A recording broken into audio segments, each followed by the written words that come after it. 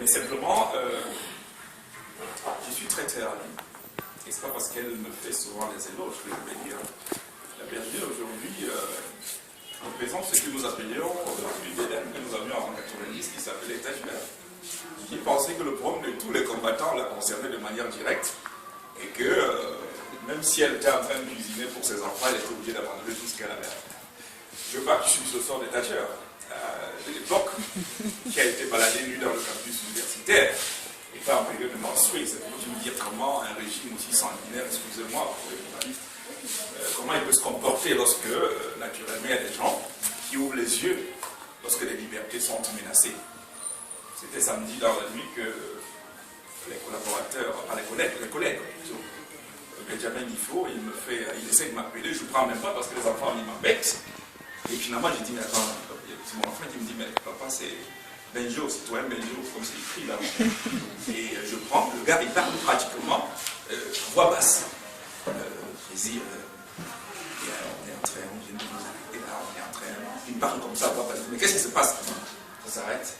Voilà comment, samedi dans la nuit, on est alerté. On va faire l'économie des détails. Et pour juste simplement revenir sur ce qui est important, le détail, c'est que ce qui est important, c'est que l'alerte est la chose la plus importante en matière de défense et de l'alerte.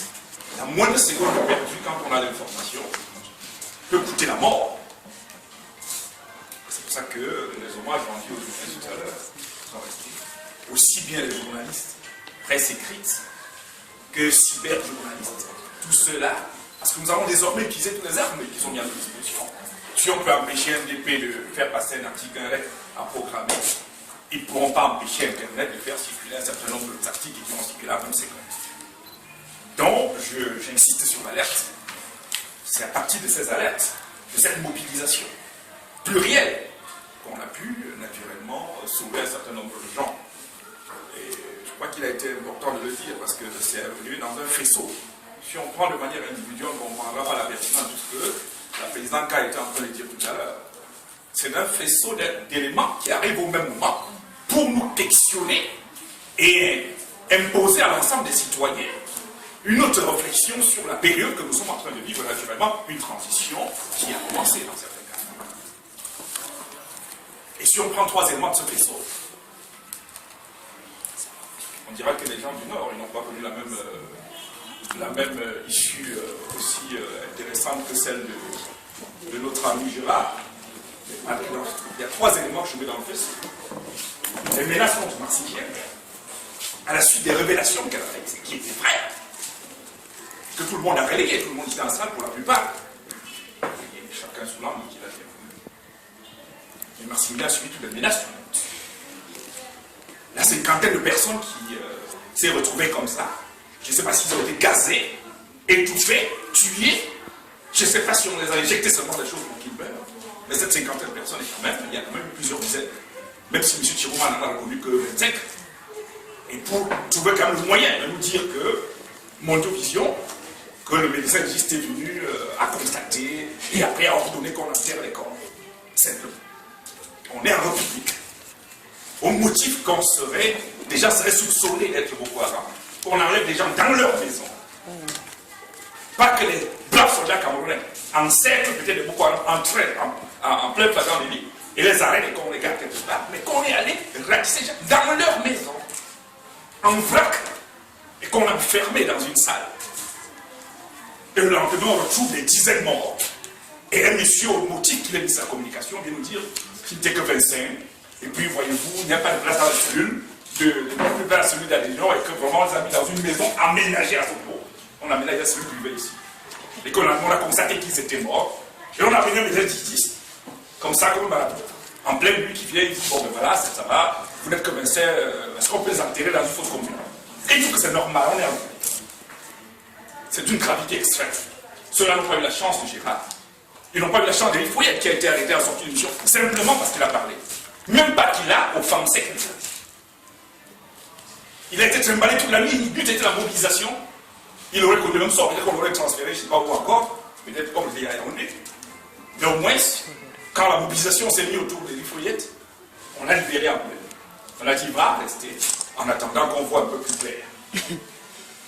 Donc vous voyez, trois faits dans les mêmes périodes, 25 personnes officiellement reconnues comme ayant été étouffées dans une salle illégale.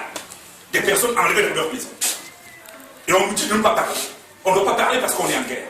Et vraiment, les gens doivent écouter cette histoire-là. Vous sachez que le pays est en guerre, vous voyez comment ces gens massacrent. Ces gens massacrent. Nous, on vous donne les moyens pour combattre ces gens. On ne vous donne pas les moyens pour enlever les gens dans leur maison pour aller gazer.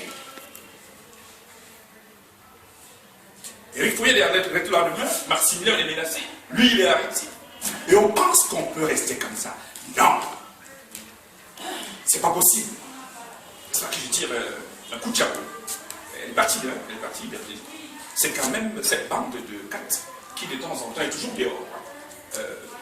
Le jeune leader étudiantin ancien, tous sont des leaders étudiantins d'ailleurs. Le jeune ingénieur qu'on a barré par-ci par-là, ils sont toujours là. Toujours là. Et ça donne l'exemple du fait que chacun là où il se trouve doit utiliser les armes qui sont les siennes pour se battre, pour que nos libertés ne puissent pas connaître la moindre concession. On est en guerre contre Boko Haram, mais il y a aussi une guerre, la guerre du droit de la force face à la guerre du droit aux libertés. Les deux là, il faut savoir les ménager. Tout à l'heure, même Maître l'a dit, la présidente K, non, ils auraient pu tranquillement nous dire qu'ils sont dans leur légalité. Non, les 48 heures ne sont pas valables, vous le savez très bien. Tu vois, l'article 8 de la nouvelle loi, 15 jours, renouvelable, même pas une fois, renouvelable. Donc, pour peu qu'on vous soupçonne d'actes de complicité de terrorisme, c'est 15 jours. Elle est en vigueur, cette loi, contre laquelle nous sommes en train de nous battre aujourd'hui. Parce qu'il faut que cette loi-là, qu'elle soit refusée totalement. Je crois que le directeur des Nations Unies sur le terrorisme, je crois quelque chose comme ça là, il est au Cameroun, et je crois que la société civile a dû donner cette position-là. Mais sur la base de cette loi-là, ils ont pour 15 jours. 15 jours, renouvelables à tout moment. Le commissaire du gouvernement peut ordonner chaque fois renouveler, et même on se retrouve à 6 mois en toute légalité au motif sous la base de cette loi sur le terrorisme.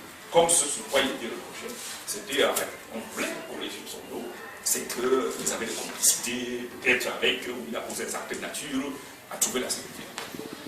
Donc, j'en arrive au questionnement de deux choses. Le droit, l'usage que nous devons faire du droit. Est-ce qu'il n'est pas intéressant? Et c'est ce que je recommande personnellement. Que pour tous ces actes-là, il va falloir désormais porter plainte après contre ces gens. Nous devons nous structurer pour que ce que Gérard a fait, que demain une plainte soit portée, soit introduite contre X, ils vont déterminer qui lui aurait fait suivre ce traitement cruel, inhumain et dégradant. Au moment où l'article 132 du code pénal et la Convention des Nations Unies contre la torture, l'État du Cameroun l'a ratifié, il n'y a pas de raison qu'on le fasse subir ça. Ce qu'Éric a subi, naturellement, parce qu'ils nous mettent dans la peur pour dire que bon, comme c'est la banalité qui a fait qu'on nous libère, il faut mieux que tu ne parles pas, parce que demain sur place, tu te retrouves là-dedans. Donc qu'est-ce que nous avons comme arme en dehors? La poursuite de ces gens-là. Il me semble qu'il faille envisager de manière sérieuse, et ça, je m'engage personnellement à être dans cette dynamique-là, la dynamique de la plainte contre ces différents oppresseurs. Parce que tous ceux qui se mettent en marge de la loi, qu'ils soient colonels ou généraux, sont en marge de la République et doivent être traités comme tels, naturellement. La violation de ces dispositions, c'est la délinquance. Et ces délinquants doivent être traités comme des délinquants. Nous devons faire la concession, et c'est ce que le message que je dire. Pas de concession sur nos droits. Il revient au régime en place, à M. Diapol et ses hommes, d'organiser la manière dont ils structurent la transition de manière à ce que ce soit moins fatal pour les Camerounais. Au motif de Boko Haram,